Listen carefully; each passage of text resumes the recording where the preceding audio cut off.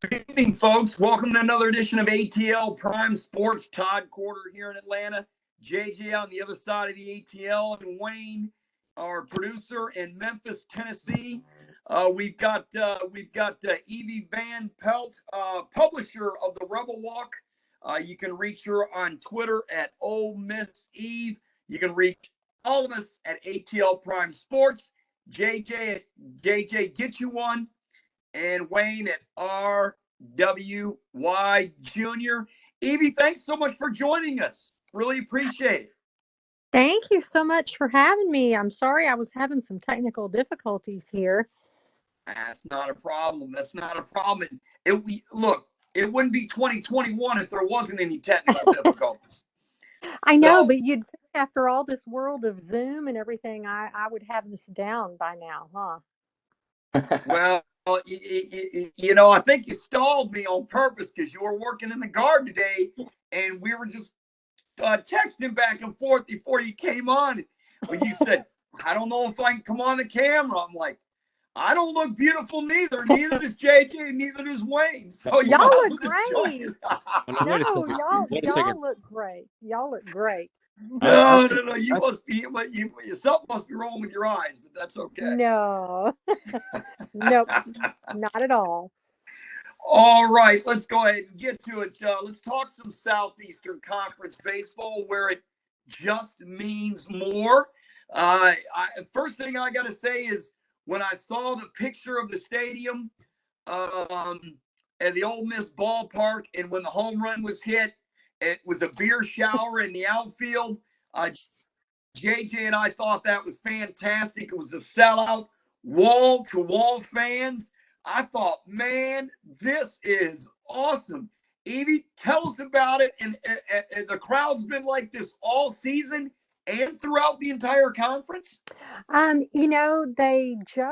the season started out, they were only allowing, I don't know if they started out maybe 25% and then got to 50%, but they were not allowing the total number, but they absolutely have allowed it at full speed ahead now. And this past weekend in the series versus Arkansas, in the 3-day series, there was a record for attendance for Ole Miss in the history of the school. It was insane how many people were there. Over 10,000 per game. And so that was just something else. I think the 3-game total was 33,423 fans at Swayze for the weekend. So the highest attendance in program history. So that's pretty exciting. That is. Have you been around the conference quite a bit? Have you been on the road games? I think you were, when we communicated the other day, you were in A&M. Yeah, I live not too far from College Station, so I actually am. I wasn't going to a game that day, but I'm really close by. So what I'm looking forward to, Ole Miss travels to Starkville to Mississippi State this weekend, so that's going to be a fun one to go to. So I'm really looking forward to that. And then the really big weekend for Ole Miss will be April the 24th, because that is Grove Bowl, spring football game, and at that day at 4:00, and at noon is Ole Miss versus LSU. So that's going to be really, really fun in baseball. So that'll be really fun. You stole my thunder. You not only stole it once, you stole it twice. I had these notes right in front of me. I love it that you said it, though, because that means we're all on the same page. And I see that, that Ole Miss has a shot in the West. They're one game out behind Arkansas. There are 7 teams in the top 25. It really does mean more. Vandy's in first place in the East, tied with Tennessee. South Carolina is 8-4, and they're ranked respectively 1, 5, and 11 in the country. And in the West, Arkansas is one game in front of Mississippi State and Ole Miss at 9-3, and they're ranked 2nd, 4th, and 6th overall. And Florida is ranked 18th. This is incredible. Is this really the nation's premier conference? Because it's got to be. Yeah, it sure seems like it to me. I mean, and I think going off what you said, I think Vandy and Tennessee play this weekend, if I'm not mistaken. So that's going to be interesting. It's like you say, it's just the gauntlet of the SEC. I mean, I think you could probably be sixth in the SEC and be sixth in the country. I mean, it's just crazy how good the baseball is. And I don't know if you heard anything about the Ole Miss Arkansas series this past weekend, but man, it was a barn burner. And in game three, Ole Miss lost their cleanup batter, Tim Elko, to a torn ACL. He's their captain. They only have one captain, and it's Elko. Lost him on Monday that week. And then for the weekend series against Arkansas, had to play without him and got down in game three, 11-0 to Arkansas. In fact, I was sitting there thinking, oh my God, is there a run rule in conference games? Because that's going to be so pitiful if that happens. But they didn't give up, and they ended up tying it up at 14 all, and then ultimately went on and lost. But what that's welcome to the SEC, I think. It really means more, and yes, more baseball. We'll get to the football here in a minute, I promise you. They had a slugfest in Ole Miss this weekend with Arkansas. Arkansas got out to a big 11-run lead. Ole Miss came back, tied it, and just lost it at the end. Tell me about that game one, and tell me, who are the players to really look for on this Ole Miss team that can potentially play in the minors and eventually Major League Baseball? Well, I think when you're talking about who is gonna have MLB potential, I think you have to start with Gunnar Hoagland, the Friday night ace for the Rebels. And Gunnar was drafted in the first round by the Pirates in coming out of high school, and he chose to go ahead and go on to college and play at Ole Miss. And we're really glad he did. And looks like he will be a first round pick in the MLB draft. And also, I think my personal favorite is Doug Nikhazy. And Nikhazy had been the Friday night starter, and they moved him to Saturday after he had a pectoral muscle strain. And Hoagland is just, I think at one point he was leading the nation in strikeouts. So he's just, he needs to be your Friday night starter. But Nikhazy, they did beat Arkansas the night Nikhazy was on the mound. I think they won 7-3. I mean, he's just a phenomenal kid. So those are a couple to watch. There is talk, like I said, cleanup batter Tim Elko, just such a huge emotional blow and blow in terms of talent, and in fact, Coach Bianco said he had never had a player tear his ACL in all his years of coaching and assistant coaching, and it was just a freak thing running to first base. So, they're kind of just trying to navigate who's gonna step up and fill that spot. And in fact, they're playing right now, and they're up on Austin P. And Cale Baker already has 6 RBI. So maybe Cale Baker will be the be the one to step up. But anyway, so that's who I would look at. I would look for definitely Gunnar Hoagland and Nikhazy. Yeah, Evie Van Pelt here on ATL Prime Sports, publisher of the Rebel Walk. I got hotty toddy in my blood. My mom's side of the family, pretty much everybody went to Ole Miss. Got to talk about that Grove Bowl on the 24th. Give me some position battles to look forward to. And I also got a second follow-up question about that Ole Miss Pro Day. A familiar face from Ole Miss's past made a presence at their Pro Day, and I'll get into that in a second. But give us some position battles to look forward to on the 24th in the Grove Bowl, Evie. Well, it's going to be interesting. I think linebacker position is interesting for the Rebels. We noticed this last weekend at Saturday practices are open, by the way. So that's the only time that media can see anybody practicing. We're not allowed at the actual weekday practices like we used to be since COVID happened. But anyway, one thing we noticed was that Momo Sonogo, who has been, just an all-star linebacker for the Rebels, and he was injured and came back and was able to play last year. But Momo has been running with the twos. And Jacquez Jones, who was the leading tackler last year, has been running with the ones. One thing we've noticed, Ole Miss, I mean, if you think about Ole Miss, offense is obviously not an issue, especially with Lane Kiffin at the helm, but the defense left a lot to be desired. And you know what, they needed help on the front end and the back end, and the defensive line, they've from all accounts, I mean, we've seen things from the defensive line that we haven't seen in a while. They got the number 1 and number 2 JUCO transfers in the country this class, Isaiah Eiten and Jamon Gordon, and they're already making a difference up there. And interestingly, in the secondary, they have a freshman, Tysheem Johnson, and he's getting rave reviews even from Kiffin, much less other players. So I think that's going to be interesting. The Rebels return 4 offensive linemen starters from last year. So yeah, I mean, I think that's going to be good. And I think it's going to be interesting to watch the slot position because, you know, everybody expects or would like to see John Rice Plumlee at slot. Of course, he's actually started on the baseball team today. So that's going to be a fun one to watch also.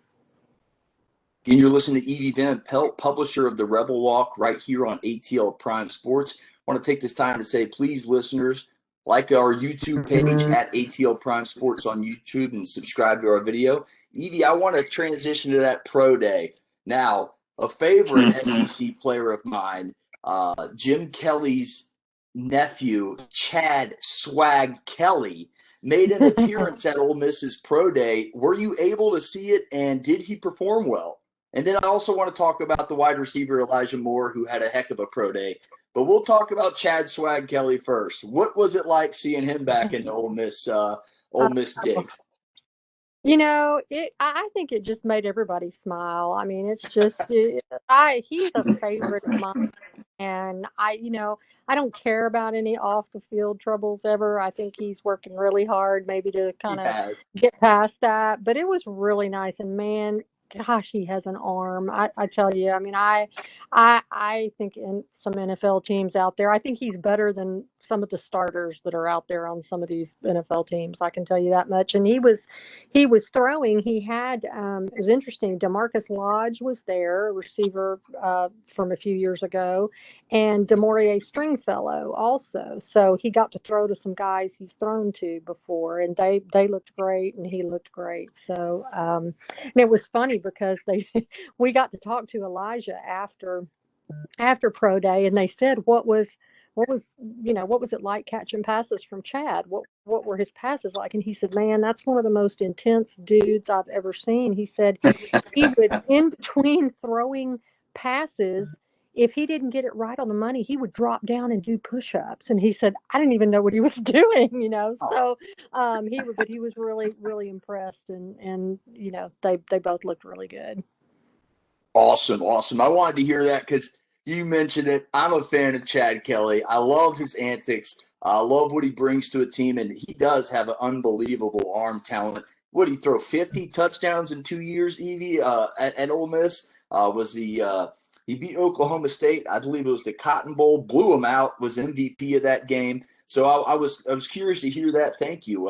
It sounds like Moore had a good pro day. He's creeping back up and maybe some first round in big boards on Mel Kiper's board. Maybe coming back into the end of the first round. Have you heard anything on Elijah Moore creeping back into the first round of the NFL draft in a couple of weeks?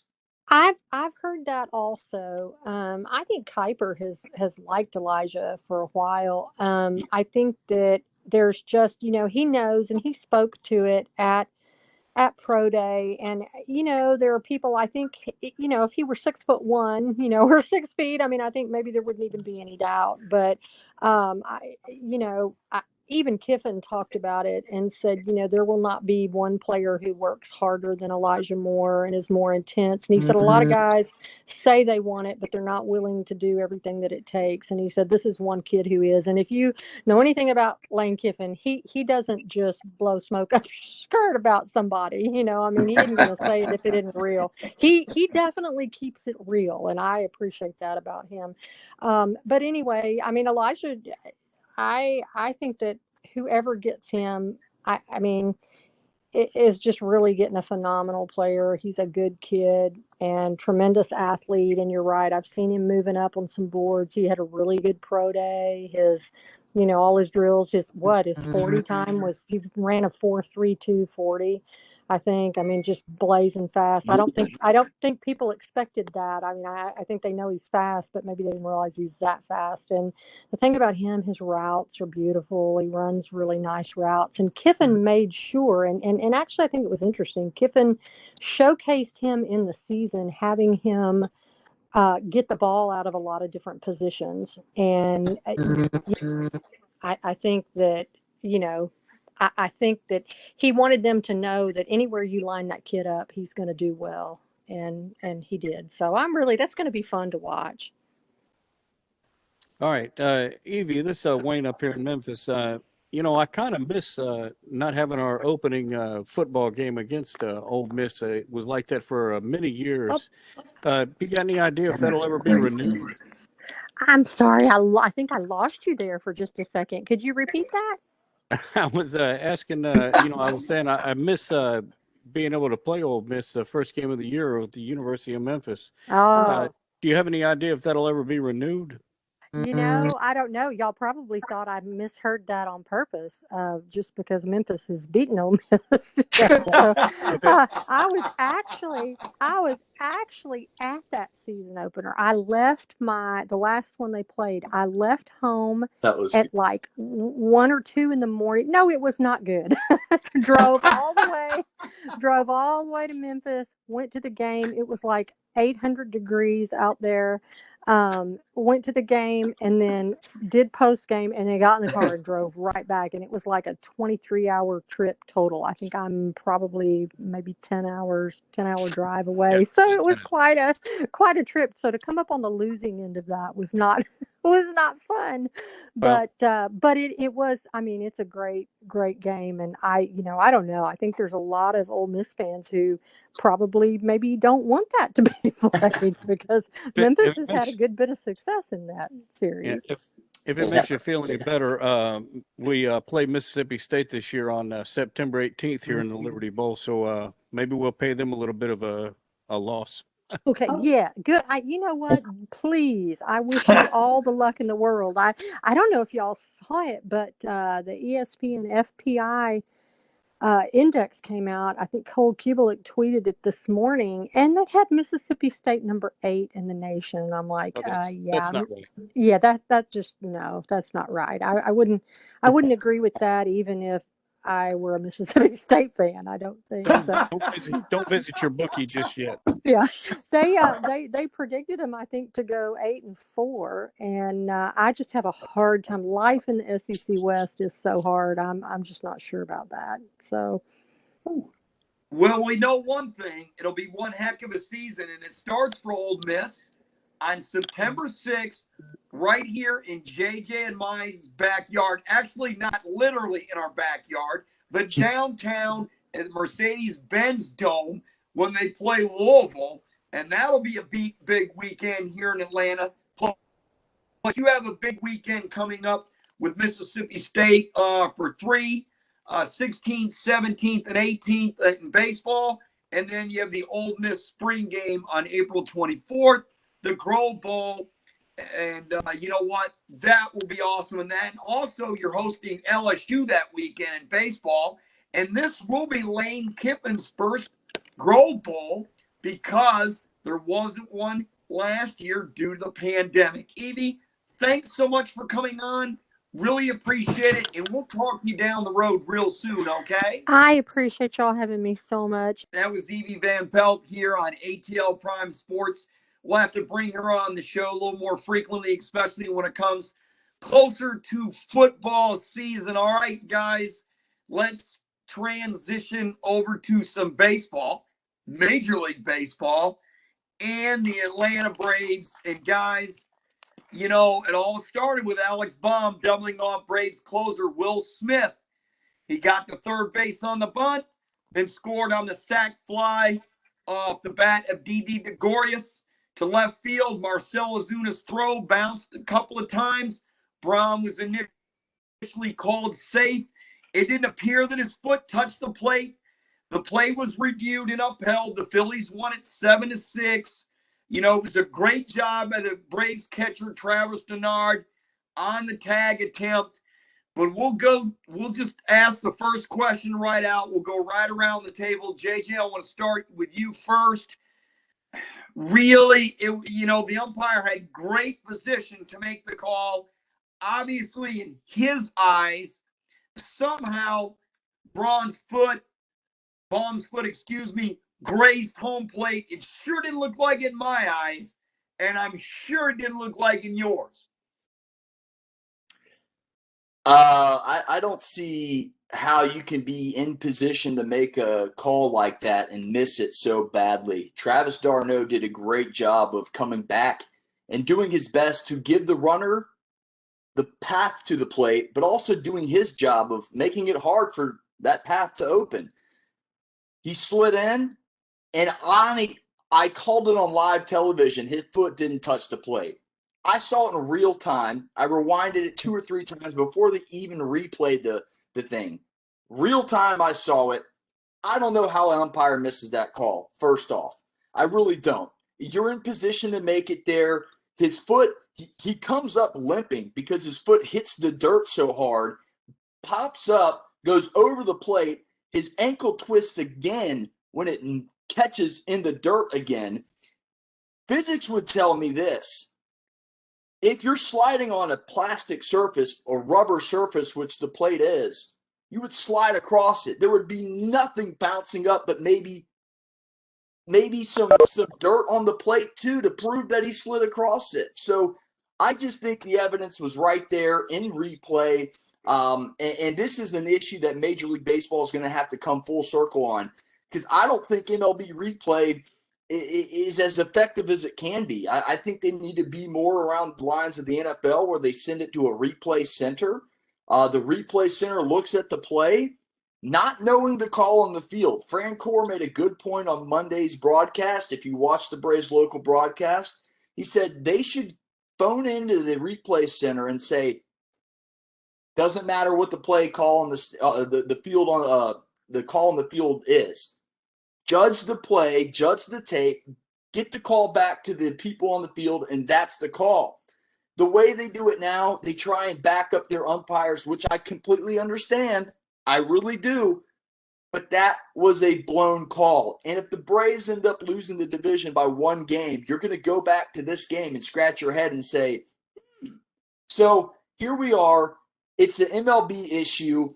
The replay system needs to be changed. Because he was clearly out. Well, Wayne, did you get a chance to look at it by chance at all? No, I sure didn't. Oh, okay. Well, that's all right. I didn't know if I know you're into Texas a lot, and I see the big T on your head. I appreciate my initial on your head, but I know it doesn't stand for me. It stands for the Texas Rangers. So anyhow, look, when you look at the videotape, it looks like the call was blown. No question about it. 2, they went to New York. JJ's right. Baseball is different than other sports. They're going to back up their umpires, and I don't know why we even have instant replay. I agree. The objective instant replay is to get the damn thing right. Well, they didn't get it right, and why are we having instant replay? I get trying to back up the umpires on the field because that's a big baseball, tradition. They've done it for years. It's not the NFL. It's not the NHL. And it's not the NBA. So, it is what it is. I was never a proponent of instant replay to begin with. I said it when it came out. You guys already know why I told you, because I told you an incidents like this would happen, and they would back the umpires on the field, and they surely did. Now, on some safe, close plays at first or second base, you'll see them back. If it's conclusive enough, they'll go ahead and overturn it. But baseball's instant replay system, the chances of being overturned are way less than Major League Baseball than the other 3 sports. That's the bottom line. To me, honestly, this wasn't even the non-story from Sunday night. It wasn't the number 1 story from Sunday night. The number one story to me came out of Dansby Swanson's mouth, the shortstop of the Braves, when he said the fans, I'm not quoting him here, acted inappropriately and acted like fools throwing trash on the field. He said he actually felt sorry for the umpire when it happened. You know, umpires are human. They make mistakes. That play, JJ, came in very fast. And when I first initially saw it, I thought he was safe too, but your eyes are better than mine. So anyhow, I thought he was safe. But back to it, this really took away from all the umpires and put the onus on the fools, the fans, throwing trash on the field. Look, I'm going to say it. I'm going to say it 100 times. Do not throw anything on the field. This is not proper behavior. You could have hurt a child if the bottle or whatever you're throwing happened to hit a kid who's up close to the front. Even though he's protected by the net, he's not protected by the bottle. So don't do it. It makes the situation on the fans, and it takes it away from the umpire's mistake, and we're all human. But to act that way is unacceptable, and Dansby Swanson is a pure class act. I love his comments. Where did that happen at with the stuff thrown on the field? Happened in what down the baseline, correct? Down the third baseline. All over. There were some in third baseline, some in right center, some in left center. They had to actually get the grounds crew to clean it up. So, look, to comment on what you were saying, I agree. Fans, don't throw anything. If anything, you know, throw some expletives out there. But I'm a guy that says keep it classy. I don't care what you say, as long as you don't drop F-bombs, as long as you don't drop four-lettered adjectives, I'm okay. You can scream your displeasure. Hey, Blue, get off your knees, you're blowing the game. Something like that, you know, it's a little borderline, but it's all in fun and games. Something like that you can say. Maybe, hey, get some glasses. You're missing the point. Something like that, you know. But to throw things and delay the game, which it really did, just gets everybody out of their element. So I'm with you, TC. The local boy, Kennesaw guy, Dansby Swanson, saves the day. Braves fans, you got to be better. You got to do better. You got to teach your children by example. And again, like TC said, the can, the hot dog, whatever you throw, it could hit a kid. It could get in a kid's eye. It could really, really go south quickly. So, Vans, bad call happens. Let it out verbally. Let it out verbally and cleanly. Boo if you want, but that's it. But keep it classy. Verbally, keep it classy, and don't throw anything. Come on. I mean, do better, you're just teaching the next generation in front of you that it's okay to do this, and it's not okay. It's a baseball game. Honestly, it has zero, and I'll say it again, zero impact on my life. It is entertainment. I love to watch it, but I'm not going to watch that. That's just ridiculous. Guys, let's move on to our final topic of the evening. We've got about 3 minutes left. Hideki Matsuyama, wow, first Japanese player to win it. The Masters this weekend. Wow, I was impressed. I heard stories about him just strolling on in the airport like he was, like he was no big deal at all. And it's a great story for golf. Yeah. Well, I actually spent some of my youth in Japan when my dad was in Vietnam. Yeah, we lived in Yokosuka, Japan, from the time I was about 1.5 till 4 or 5. Wow, did not know. Briefly tell us about that, just briefly. From what I can remember, we lived on the military base there. If you went out of my, the complex we were in, and I looked off to the right, you could actually see Mount Fuji off in the distance. Oh, that's history there. Yeah. That's pretty cool. Yeah. Hats off to the new Masters champion, first countryman from Japan to win it, as TC mentioned. Shot a 73 on Sunday, nothing super special to win it. had a 4-stroke lead going into that bad boy on Sunday, made things interesting, bogeyed the first hole, dropped a stroke early, got back into the groove of things, and really on 16, 17, and 18, he settled down and won the green jacket. And it's great for golf. It's great for Japan. It's great for Japanese Americans. And, hey, it's great for golf. When a new guy wins a green jacket each and every time, I love to see it. What a classy, classy trophy and a classy way to take it home. Hideki Matsuyama, what a performance. Hats off to you, man. You played great golf all weekend. You really won the thing on Saturday. You were minus 11 going into Sunday. It just blew my mind how well the Japanese men played. Yep. No doubt. You know what? It's a great story. You're correct. All right, guys. That's the end of the show. One more thing. One more thing. I'll ask it. We got a minute. Before we say goodbye. Julian Edelman, today retired. Right. From the NFL, from the New England Patriots. There's a lot of poll questions going out there. Is he a Hall of Famer? If you're looking at statistics, no. But if you're looking at a big game performer, right, hell yes. Now, would I put him in the Hall of Fame?